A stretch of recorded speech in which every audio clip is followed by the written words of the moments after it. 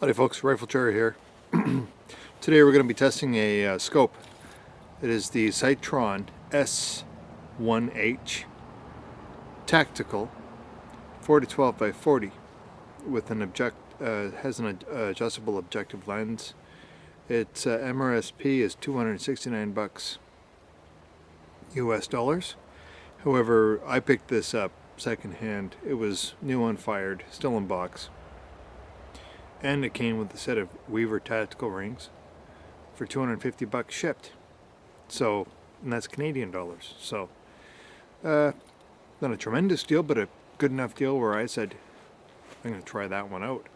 Sightron has a fairly good reputation here in Canada.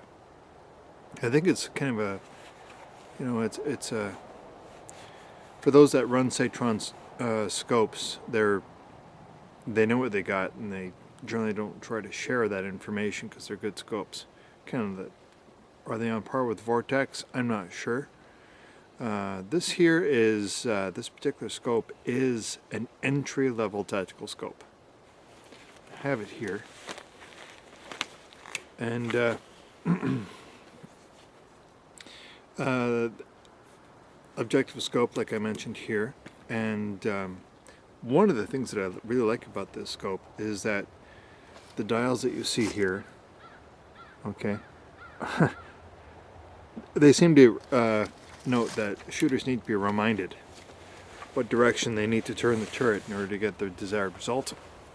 And in this case, if you move the turret in the direction of to the right, that means your group is going to be moved to the right. Okay, that's the way it's described here in this particular scope. This scope works in the second focal plane. So when you zoom in between 4 to 12 power, the field of view zooms in, but the reticle remains the same. This one here is a Duplex Reticle. I like Duplex Reticles. Actually, I prefer the German 4A post reticle better, but the Duplex will work fine for me. It's considered to be waterproof, but to what extent I don't know. The lenses are multi-coated. Weighs about 17.3 ounces, which is pretty light. 13 inches overall length, 1 inch tube diameter, and it comes with lens covers, which are actually pretty good quality. These scopes are manufactured in the Philippines, and the lenses come from China. Now, does that mean it's a piece of crap? No, it doesn't. It doesn't at all. Because the most expensive Leupold scopes that you can buy, their lenses are made in China. Did you know that? Yeah. Pretty much all North American so-called manufacturer scopes, pretty much they all, with a couple of exceptions, all of their glass comes from China. I found that the turrets, see, the turrets are, I don't know if you can hear that. They are audible clicks, but they're a little bit on the mushy side. But they're still tactile enough where you can feel it, and you can hear it. You can count it. If it's dark, you can feel it, and you can, and they've got lots of noise in the background, you can't hear the clicks, you can still feel it. But if it's quiet, you can hear it. They're just a little bit on the mushy side. The quality of the glass is, it is not exceptional, but it is more than satisfactory for what this rifle is going to be used for. The focus ring here twists independent of the eyepiece, and the eyepiece does actually have its own focus for your prescription. Okay, so you can focus the eyepiece. I've got mine in all the way in. The rings that I'm using are Burris Z rings, and they do have the 20 MOA down angle shims in the scope.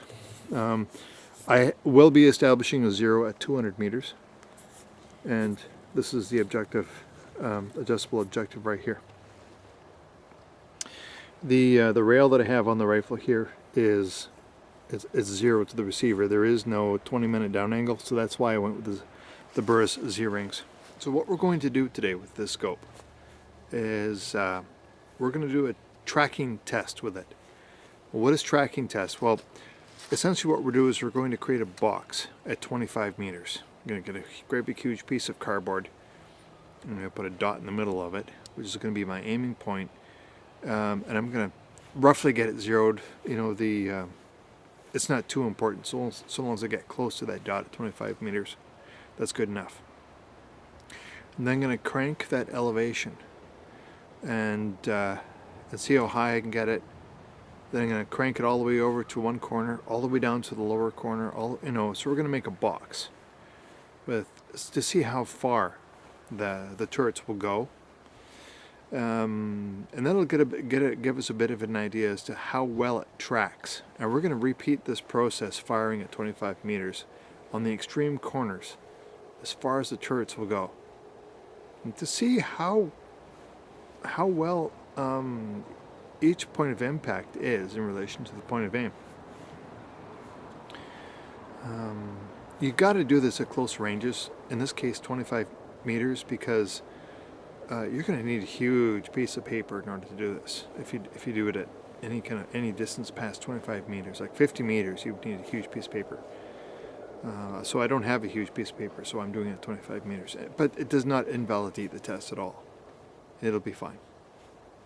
All of the shots will be taken off a bipod, resting on a piece of carpet, because I don't want hard versus hard. I want hard versus soft.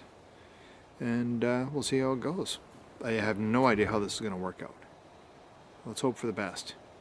I'm into it for 250 bucks. Let's see what happens.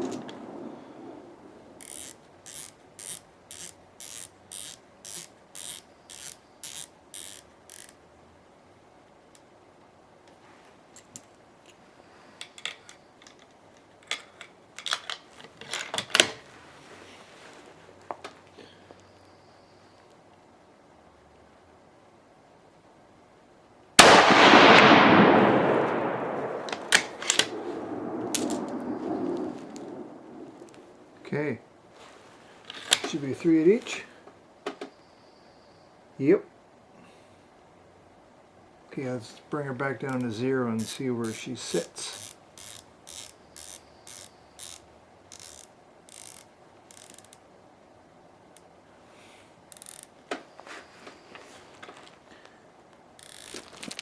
Okay, here we are. Here's a point of aim. This black dot right here, it's not a hole, that's a piece of permanent marker right there. Took a shot, just, we're not really interested in hitting it right here, we're just trying to establish our 0 at 25 meters. Crank the turret up as far as it go, and I took a shot there. That's just for reference. Then we started.